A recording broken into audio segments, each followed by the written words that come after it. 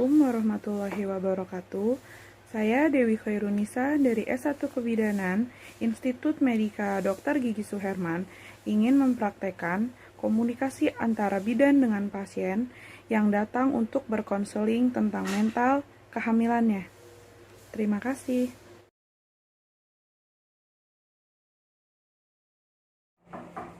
Masuk. Assalamualaikum. Waalaikumsalam, Bu. Silakan duduk ya, Bu.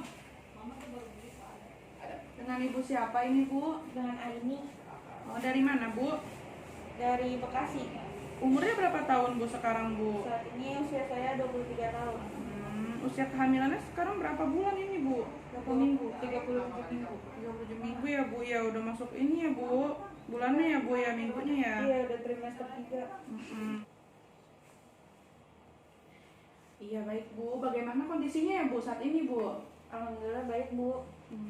Cuma ini, Bu, kenapa ya? Saya tuh jadi sering pipis ya belakangan ini ya. Ya udah, nanti saya jelaskan ya, Bu. Sekarang saya tensi dulu. Mohon maaf tangannya, Bu. Apa ya, Bu? Pusing nggak, Bu? Enggak.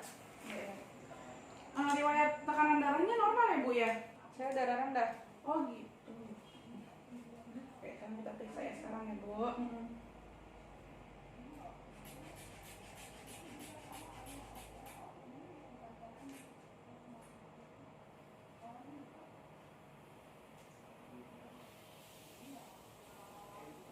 Ya, Bu, ya. Memang agak rendah. Cuma nggak terlalu rendah juga, Bu. Ini termasuknya masih normal. Cuma karena Ibu kurang tidur ya, Bu. Gelisah ya. Karena kebanyakan buang air kecil mungkin malamnya, jadi kurang tidur ya, Bu. Oke, nanti saya jelaskan ya, Bu. Oke, jadi gini ya, Bu, penjelasannya. Saya akan menjelaskan kenapa sih Ibu sering kencing ya, Bu, ya.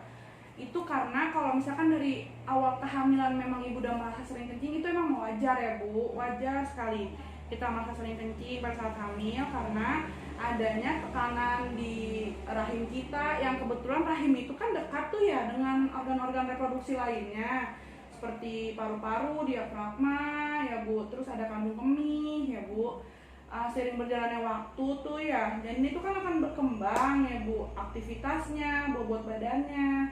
Nah, itu sangat mempengaruhi tertekannya kandung kemih Ibu oleh janin Ibu. Jadinya Ibu sering buang air kecil, itu wajar ya, Bu. Saya sering buang air kecil di trimester 3 ini, itu wajar aja, Dok, nggak bisa dikurangin. Oh, wajar aja. Cuma kalau misalnya itu mengganggu istirahat Ibu pada malam hari, saya sih menganjurkan untuk Ibu minumnya itu dikurangi pada malam hari, Bu. Ibu minum saat siang hari aja tuh, saat lagi banyak-banyaknya beraktivitas ya, Bu, ya. Dan untuk menjaga kestabilan mineral atau biar nggak dehidrasi ibunya, banyakin makan buah pada siang hari gitu, Bu. Jadi itu akan membantu semuanya, biar ibunya juga istirahatnya cukup tuh di malam hari, nggak keganggu pipisnya ya, Bu, ya. Jangan minum berlebih, yang penting cukup gitu, Bu, ya.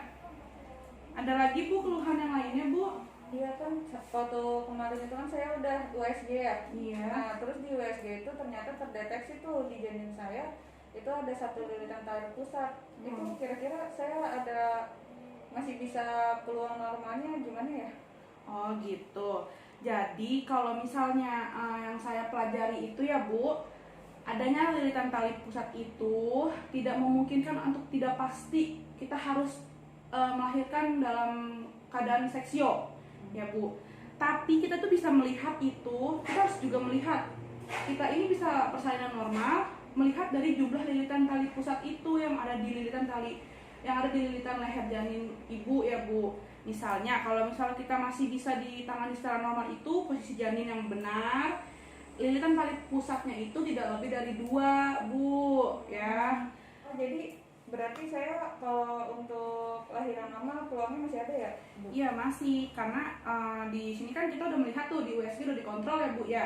Lilitannya baru 1 ya, dan semoga aja nggak ada tambahan lilitannya karena aktivitas janin dalam rahim Ibu yang kita nggak tahu ya, Bu.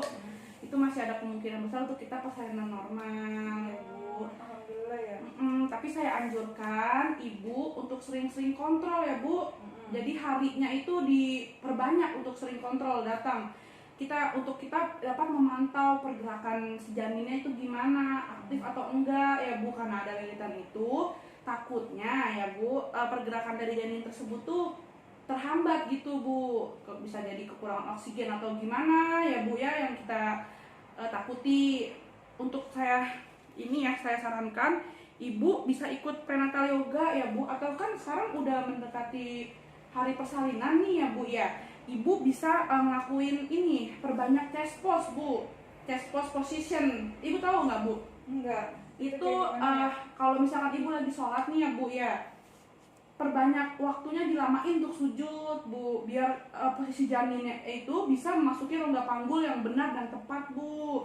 Nah, ibu lebih baik sering-sering melakukan kegiatan yang tadi saya anjurkan ya Bu, seperti prenatal yoga, atau bahkan kalau untuk kondisi yang ibu sekarang ini, saya lebih menganjurkan ibu ngelakuin chest pose, sujud gitu ya Bu, dilamain pas sujud tuh, biar posisi bayinya itu bisa ini tepat gitu loh, penurunan kepala bayinya bisa tepat gitu loh ya Bu ya. Masuk ke panggul ya? Iya betul Ibu. Nah, saya juga nganjurin buat ini ya Bu, nih saya jadwalin buat ibu kontrol 1 minggu sekali ya Bu. Untuk datang ke sini kita bisa mantau kondisi pergerakan janinnya biar lebih cepat gitu ya Bu ya, biar lebih akurat juga ya Bu. Dan ini Bu, gak usah minum obat ya, gak usah minum obat tambahan lagi. Suplemennya ibu dihabisin aja yang sudah dikontrolkan atau yang sudah dianjurkan kemarin ya Bu. Diresepkan? Iya, diresepkan yang kemarin. Diminum aja, dihabiskan ya Bu, yang tadi saya bilangin itu dilakukan. Ya, saya nitip Bu, ibu juga kontrol ya Bu pergerakan janinnya. Kalau misalnya nih si janin ibu udah merasa wah udah lama nih nggak gerak-gerak atau kurang aktif ya Bu, ibu bisa langsung cek, datang ya Bu, bisa ke rumah sakit atau bisa datang ke sini juga biar kita lakukan USG lagi, kita pantau lagi gitu ya Bu. Oke. Saya berharap sih ibu bisa persalinan normal ya Bu. Amin. Positive thinking aja ya Bu, semua bisa dilakukan asal kita tetap berdoa dan berusaha ya Bu. Iya, bagaimana Bu? Ada keluhan lainnya yang Bu rasakan? Alhamdulillah udah nggak ada Bu. Oh ya udah. Terima kasih banyak ya Bu penjelasannya. Iya Ibu, sama-sama ya Bu. Tetap jaga kesehatan, jangan lupa dihabisin suplemennya ya Bu. Ya udah, terima kasih ya Bu. Terima kasih. Ya, Mari. iya Ibu. Bidan. Sekian praktek tentang komunikasi konseling antara bidan dan ibu hamil yang dapat saya tampilkan. Untuk kurang lebihnya saya mohon maaf. Wassalamualaikum warahmatullahi wabarakatuh.